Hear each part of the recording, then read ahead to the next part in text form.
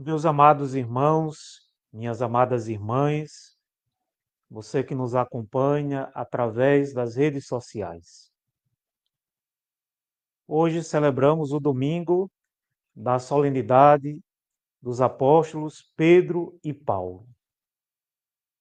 Quando lemos as Escrituras, vemos a figura de Pedro como homem de grande importância ali no início da comunidade cristã, o primeiro a ser chamado por Jesus. Pedro era de uma cultura muito simples, pescador, mas Jesus convida Pedro para ser pescador de homens. E como todo homem, Pedro também tinha suas virtudes e suas fragilidades. Ora acertava, ora errava, porque não existe homem infalível. Somos pecadores e nem sempre falamos aquilo que Deus deseja e nem sempre estamos de acordo com a palavra de Deus. Por isso, Pedro também teve seus erros. É aquele que afirmou que Jesus é o Filho de Deus. Mas é aquele também que ouviu de Jesus: vai para trás, Satanás, porque você não pensa como Deus, você não age pelo Espírito Santo de Deus. O próprio Paulo chamou a atenção de Pedro porque ele agia com hipocrisia. Ele agia de um jeito diferente quando estava com os judeus e de uma outra maneira quando estava com os pagãos, com os gentios.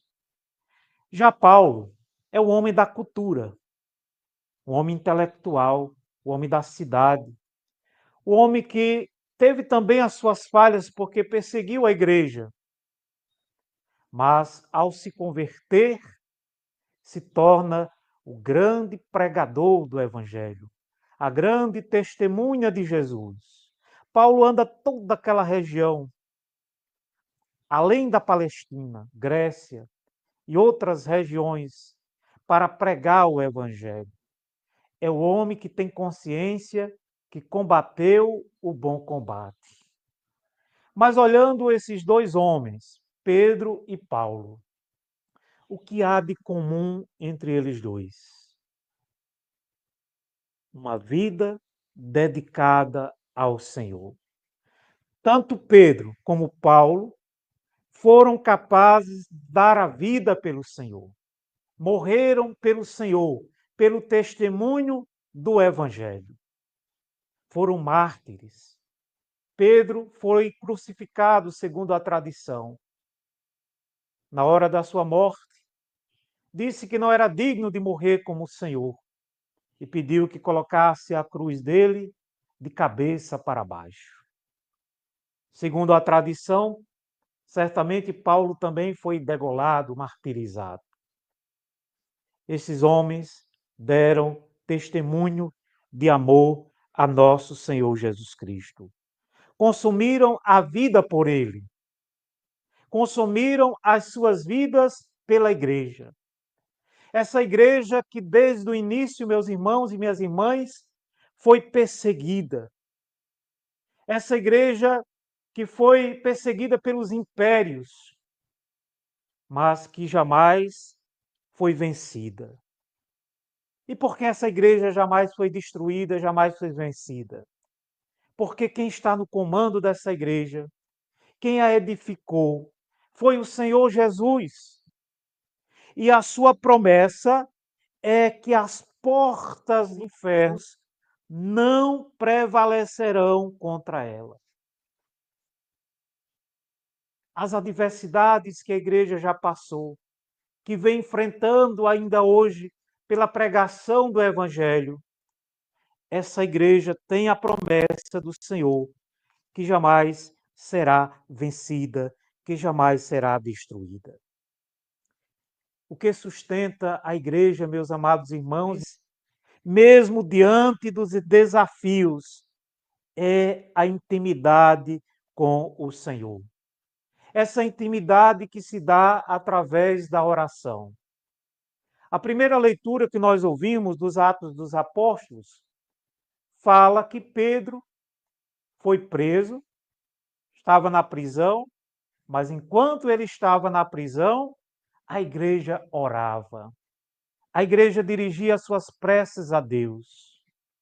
E quando a igreja ora, Deus responde. Envia o seu anjo, ilumina aquele ambiente, quebra as correntes, abre os portões e Pedro volta à liberdade.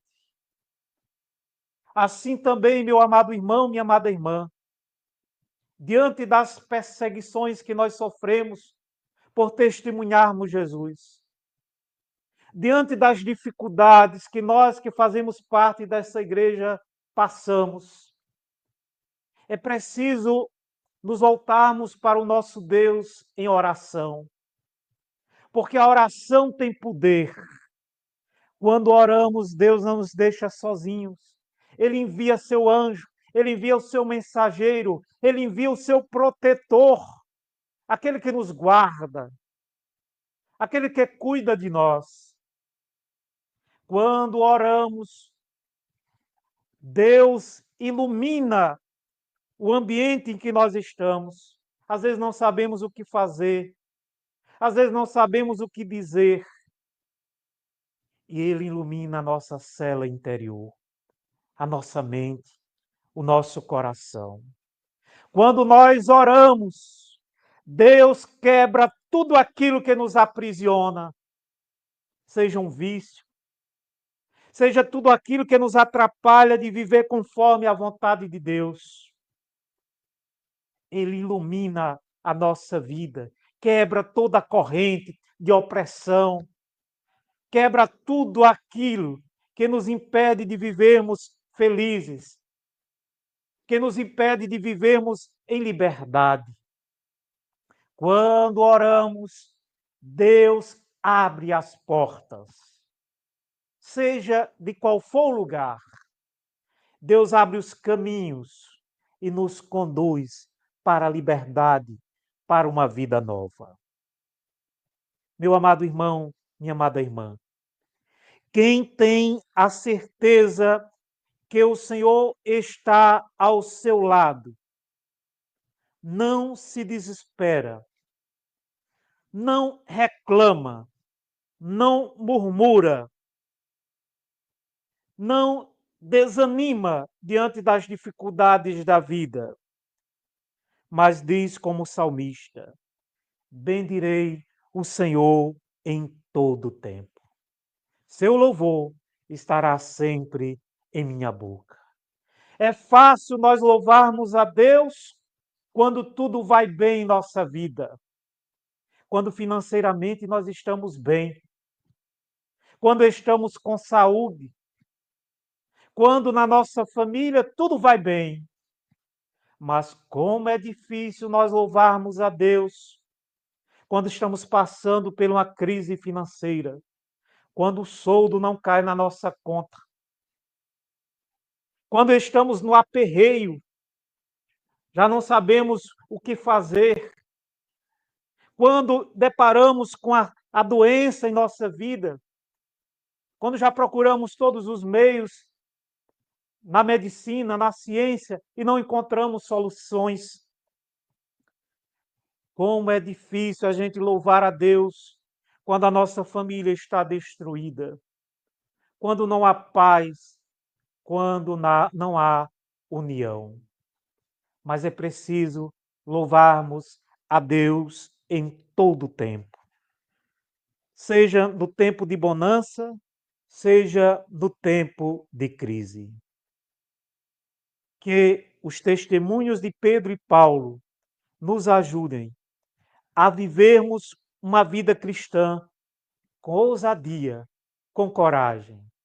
Assim como os apóstolos que entregaram a sua vida por Jesus, que possamos nós consumirmos nossa vida pelo Senhor, dedicando sempre o melhor para Ele, vivendo uma vida de louvor ao Senhor, tendo a certeza que Ele está sempre conosco, porque, como diz o salmista, o anjo do Senhor vem acampar ao redor dos que o temem e os salva. Nesse caminho, nós não estamos sozinhos. As portas do inferno não prevalecerão contra nós. Amém.